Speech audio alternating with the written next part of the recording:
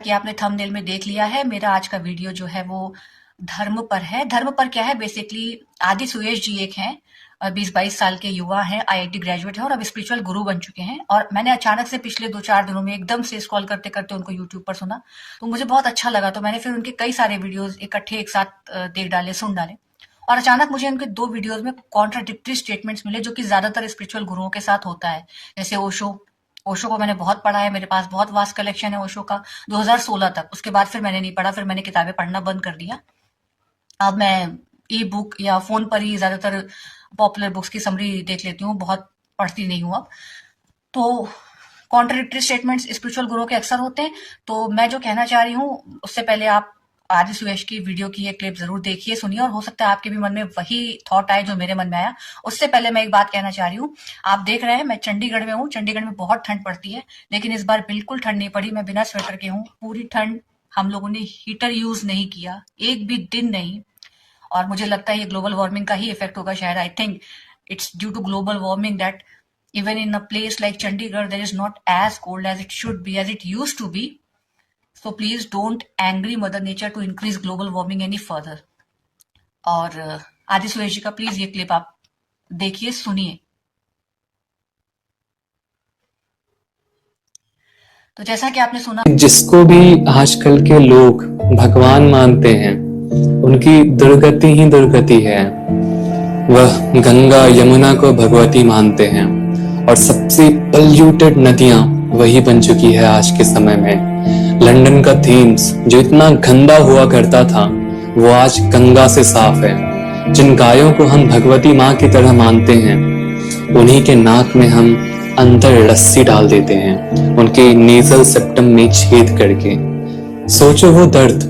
और पूरे दिन गायों को हम बांध के खींचते रहते हैं या बांध के रख देते हैं। उनकी स्वतंत्रता खत्म हो जाती है, उनको फोर्सफुली इम्प्रेग्नेट किया जाता है और हार्मोनल इंजेक्शंस भी लगाए जाते हैं दूध के लिए। कुछ के गले और पैर में रस्सी बांध दी जाती है। क्या ये माँ जैसा ट्रीटमेंट है? क्या ये भगवती जैसा ट्रीटमेंट है?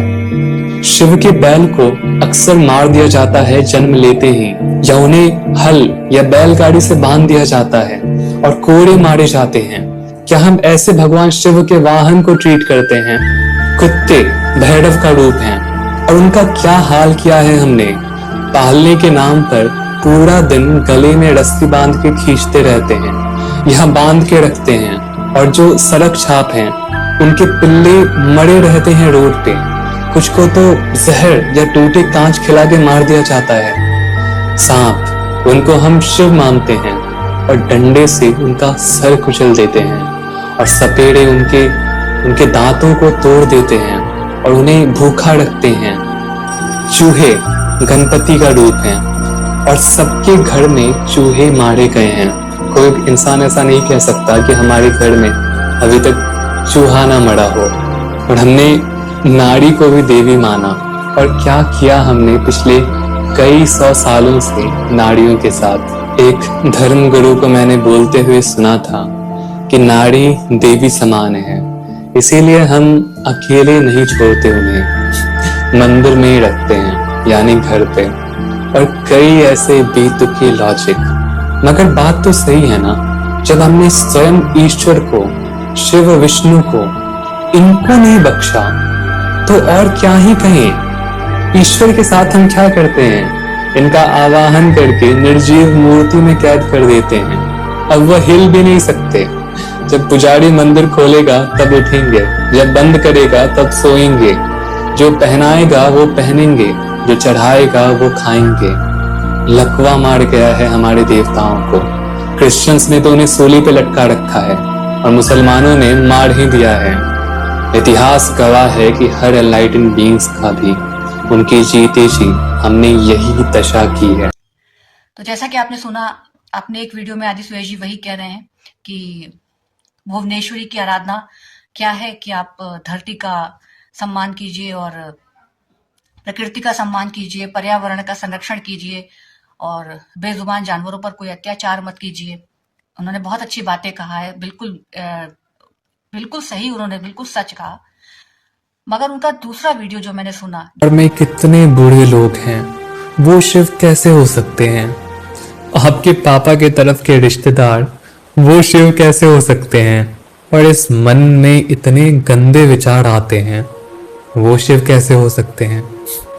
आपको कुछ सुनाता हूँ। ये एक ध्वनि है जिसको प्ले करने पे आपको वही सुनाई देगा जो आप बिलीव करते हैं कि इसमें कहा जा रहा है। ग्रीन नीडल या ब्रेन स्टॉर्म, इसमें से कोई भी एक चुने। और अब मैं जो ध्वनि बजाऊंगा उसमें आपको वही सुनाई देगा। अब दूसरा वाला चुनिए और फिर सुनिए, ग्रीन नीडल या ब्रेन स्टॉर्म।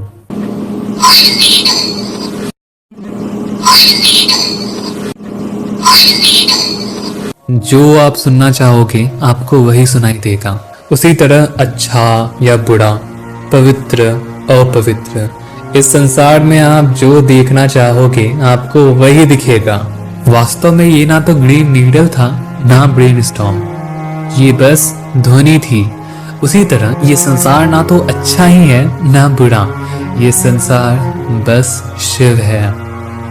आपके विचार ना अच्छे हैं और ना बुरे, वह केवल विचार हैं। अच्छाई और बुराई बस दृष्टिकोण है। हर समाज, हर परिस्थिति, हर जगह और हर व्यक्ति के अपने अच्छाई और बुराई हैं। सब एक फिल्टर लगा के चीजों को देखते हैं। एक दिन एक व्यक्ति के पैर में चलते चलते गोबर लग गया और उसे पता ना चला। अब वो जहां जाता उसे गोबर की ही बू आती, तो वो शक्ल बना के बोलता कि बेकार में ही मैं इतना टैक्स देता हूँ, सरकार साफ सफाई का भी ध्यान नहीं देती, देखो सड़क से कितनी बू आ रही है। वैसे ही हम हो चुके हैं। हम अपने अंदर कचरा भर के रखे हैं, इसीलिए हमें हर जगह कचरा ही नजर आ रहा है, क्योंकि संसार आपका ही एक्सपेंशन है। लेकिन मुक्ति वही है जब आप चीजों को एज इट इज देखते हैं, और वो तभी होगा जब आप उस चिप्पू से गोबर को अपने पैरों से हटाते हैं। अपने सारे प्री कंसीव्ड बिलीव्स को, जो सभी झूठ आपने समाज से सीख लिया है, उन सबको धो देते हैं। जब आप बिना विचार के, बिना जजमेंट के बस चीजों को एज इट इज देखते हैं, जब आपके लिए कोई शुद्धि अशुद्धि नहीं है। ये पवित्र और अपवित्र का भेद भ्रम है देवी। इस संसार में जो कुछ भी है शिव का है, तो शिव का है, वो शिव है, अर्थात पवित्र है। अच्छाई बुराई नहीं है, मेरा तुम्हारा नहीं है, मैं तुम नहीं है, बस है। जो शिव है, जो शिव तत्व है, वो पाप और पुण्य, सही और गलत, अच्छे और बुरे से परे है। और हमको भी ये सारे जो लेयर्स हैं, ये जो बंधन है, इनसे मुक्त हो जाना चाहिए, इनसे ऊपर उठकर सोचना चाहिए, जजमेंटल नहीं होना चाहिए। कमाल की बात है कि दोनों ही वीडियो में सुयश जी बिल्कुल 100% सच्ची बात कह रहे हैं। कॉन्ट्राडिक्टरी है मुझे इसलिए लगा उन्हें, जब दूसरा वीडियो है, उन्हें जो पहला वीडियो है मुझे इसलिए कॉन्ट्राडिक्टरी लगा। वो बिल्कुल सही कह रहे हैं कि सब कुछ शिव है। तो जब सब कुछ शिव है, तो जो गाय की नाक में रस्सी डालकर उसे निर्दयता से, क्रूरता से खींच रहा है, वो भी शिव है। और जो गाय खींची जा रही है वो भी शिव है, और जो रस्सी है वो भी शिव है। ये बात बिल्कुल सही है। लेकिन सिद्धांततः सही होने के बावजूद व्यावहारिकता में हम लोग हर कोई इस चीज को अलग अलग तरह से देखता है। तो किसी के लिए मांस खाना पाप है, और किसी के लिए वो मांस बेचकर ही अपने परिवार का, क्या कहिए, बहुत से लोगों का भरण पोषण कर रहा हो, जो उसके परिवार के नहीं है उनका भी कर रहा हो। तो धर्म जो होता है वो निजता का विषय है। धर्म प्रत्येक व्यक्ति के लिए निजता का विषय है, और प्रत्येक व्यक्ति का अपना धर्म होता है, और हर एक व्यक्ति का धर्म दूसरे से अलग हो सकता है, रिगार्डलेस ऑफ कि आप एक ही कम्युनिटी के हैं तो भी। मैंने खुद लंबे समय तक बहुत सारे व्रत, जप, तप, उपवास किए हैं। अब मेरा नहीं होता, मन अंदर से नहीं होता। We finally left China behind in terms of largest populated country.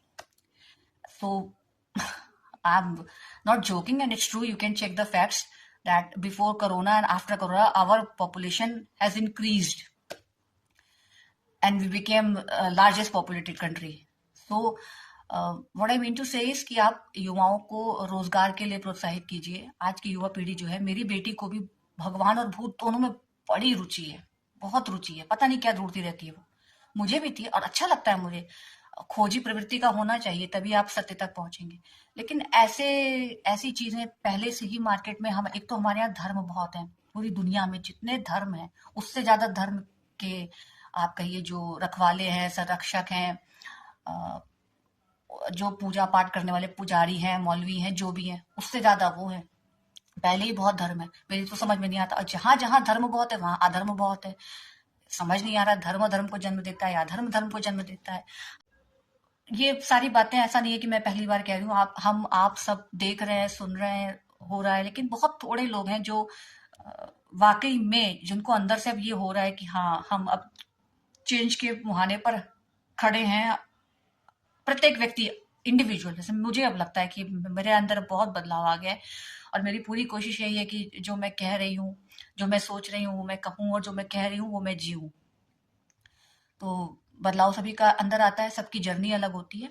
तो मेरा बस वीडियो बनाने का इतने उद्देश्य था कि जो आपकी सही बातें हैं कि हमको एनवायरनमेंट फ्रेंडली होना चाहिए, पर्यावरण पर ध्यान देना चाहिए, बेजुबान जानवरों पर अत्याचार नहीं होने चाहिए। जैसे बहुत लोगों को मैंने देखा है, घर में भी उनके पेट है, आप बाहर कहीं ले जा रहे हो और पेट को बांधते हो, एक बार समझ में आता है कि आप पेट को भी सेफ रखना चाहते हो।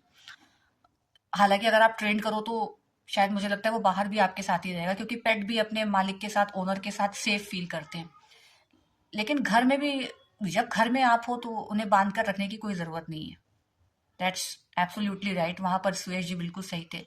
गायों के मुद्दे पर भी वो बिल्कुल सही है। लेकिन फिर वही बात है ना कि अ, आपने कह तो दिया। अब जैसे मैं बीच में वीगन हो गई थी। वेजिटेरियन तो मैं हूँ ही, अगर ऐसे आप देखो खाने के लिहाज से तो मैं वेजिटेरियन हूँ। लेकिन एज आई सेड कि मेरे हस्बैंड तो नॉनवेज इंडस्ट्री में है और वो खाते भी हैं। तो मेरी प्लेट में जो रोटी आती है वो उसी से आती है। वो अ, वियतनाम और यूएस और न्यूजीलैंड और ऑस्ट्रेलिया से उनके फिश और न जाने क्या क्या चिकन मटन सब आता है जो वो सेल करते हैं। हालांकि अ, मैंने कह दिया मैं वेजिटेरियन हूँ। अब आपको लगेगा कि फिर मैं तो पंडित हूँ, मैं ब्राह्मण हूँ, और ऐसा कैसे? तो वही बात है ना कि मैंने कहा ना, हर एक का धर्म अलग होता है। तो अब आपको लगेगा बहुत अजीब, लेकिन हम हिंदू लोग डिनाई नहीं कर सकते, हमारे यहाँ हिंदुओं में बहुत से ऐसे पंडित हैं जो खाते हैं। और निषेध के कारण बहुत लोग छुप कर खाते हैं। जैसे अ, बहुत बार मैंने सुना है, एक कम्युनिटी हिंदुओं में है जो बिल्कुल शुद्ध शाकाहारी है, और उनके यहाँ के बच्चे सबसे ज्यादा ये सब चीजें खाते हुए पाए जाते हैं। मैं नाम नहीं ले रही हूँ किसी का। तो मेरा कुल मतलब यह है कि बहुत बार जो जबरन थोपे गए निषेध है ना, वो भी बहुत ज्यादा प्रतिक्रिया लाते हैं। जैसे बुद्ध की कहानी हम लोग ने पढ़ी, एक बात उसमें देखी गई कि जब बुद्ध सिद्धार्थ थे, बुद्ध नहीं हुए थे, तो एक ज्योतिष ने भविष्यवाणी करी थी कि वो सन्यासी हो जाएंगे। इसीलिए उनके पिता ने बचपन से उनको सारी ऐसी व्यवस्थाएं दे दी कि वो सन्यासी ना हो। और उसके बावजूद वो सन्यासी हो गए, क्योंकि अति हो गई थी। उनके पिता ने इतने निषेध कर दिए कि वो बाहर की दुनिया को वैसा ना देख पाए जैसी वो असलियत में है। कि एक्सट्रीम में जाने के बाद फिर बुद्ध ने वो देख ही लिया। जितना उन्होंने दीवारें ऊंची उठाई कि बुद्ध उनको लांघे ना, बुद्ध उनको लांघ गए और सिद्धार्थ से बुद्ध बन गए। तो निषेध और अति, मैं भी बहुत अति वाले स्वभाव की हूँ। मेरी अंदर भी वही आदत है। हो सकता है शायद मैं वही आपसे कह रही हूँ कि एक समय मैं बहुत पूजा पाठ करती थी, बहुत ज्यादा करती थी। और अब ऐसे हो गया है कि मैं किसी और को पूजा पाठ करते हुए देखती हूँ तो मुझे लगता है यार क्या। हालांकि मैं फिर मुझे अंदर से तुरंत मेरा विवेक जागता है कि नहीं, एक समय तुमने भी बहुत करी है, तो यू हैव नो राइट। अगले को उसकी समझ खुद आने दो। अगर आती है तो ठीक, नहीं आती है तो ठीक। I am nobody to जज। तो मुझे ये समझ मुझे आई है अपने समय से, आपको भी आएगी, जिसको भी आनी है आएगी। बस मेरा ये कहने का मतलब है कि बहुत से लोग हैं जो धर्म के मामले में बिल्कुल अंधश्रद्धा और अंधे विश्वास पर चलते हैं। तो उनको ऐसी बातों से, आप कॉन्ट्रडिक्टरी स्टेटमेंट से उनको कंफ्यूज मत करिए। जो धर्म का सही मायने है वो बताइए। और मुझे लगता है कि धर्म के ऊपर बहुत कुछ है पहले से ही हमारे देश में, सारी दुनिया में। तो आज के लोगों को तार्किक बनने पर जोर दीजिए। ऐसे वीडियोस बनाइए जो लोगों को तार्किक बनाते हों। अधिक मानवीय बनाते हों, और वही ज़्यादा सही रहेगा।